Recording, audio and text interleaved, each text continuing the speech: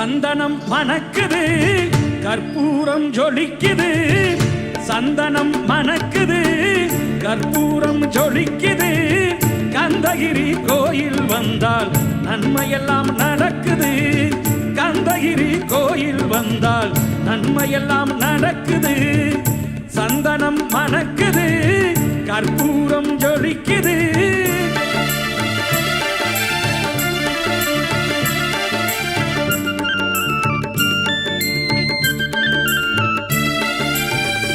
நித்தமும் பாலிலே